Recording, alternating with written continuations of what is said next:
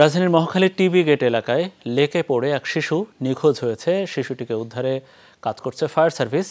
আমরা সরাসরি একটু সেখানে যাচ্ছি। আমাদের সহকর্মী ফয়সাল মাহমুদ সেখানে আছেন। ফয়সাল, একটু জানতে চাই কিভাবে পড়লো শিশুটি এবং তার নাম পরিচয় পাওয়া গেছে কিনা, স্বজনদের কাউকে পেয়েছেন কিনা, কি বলছে তারা?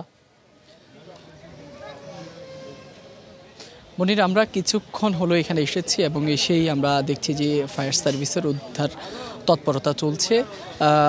আমার পেছনে ঠিক আপনাকে দেখাচ্ছি যে ফায়ার সার্ভিসের একটি ডুবুরি ইউনিট, তারা কিন্তু খবর পাওয়ার পর থেকেই কিন্তু তাদের উদ্ধার তৎপরতা চলছে। ডুবুরি ইউনিট সেই শুরু থেকেই খবর পেয়েছেন তারা ঠিক 7:50 তারপরেই 8টার শুরুতেই তারা এসেছেন।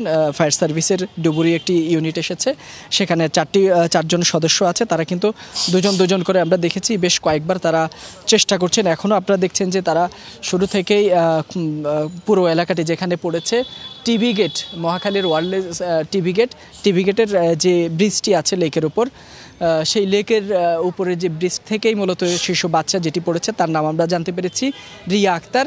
সেই রিয়া আক্তারের সাথে আরেকজন ছিলেন, তার নাম ছিল ফাতেমা।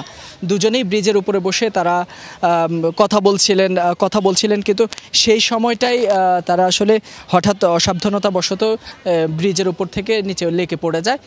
তারপরেই কিন্তু তাদের উদ্ধারের জন্য দুজন তরুণ ঝাঁপিয়ে পড়েছিলেন, কিন্তু তাকে আর তখনই পাওয়া যায়নি। এরপরে তারা ফায়ার সার্ভিসকে খবর দেয়। ফায়ার সার্ভিস এসেছে। এখন পর্যন্ত প্রায় 2 ঘন্টা হয়ে গেছে। এখন পর্যন্ত তারা তৎপরতা চালাচ্ছেন, তবে এখন পর্যন্ত রিয়ার কোনো হদিস পাওয়া যায়নি। খুবই মর্মান্তিক ঘটনা। নিশ্চয়ই পরিবার স্বজনরা সবাই দুশ্চিন্তায় আছেন। দুশ্চিন্তা কেটে যাক, আমরা সে আশা করি। মহাখালী থেকে ফয়সাল মাহমুদ জানাচ্ছিলেন।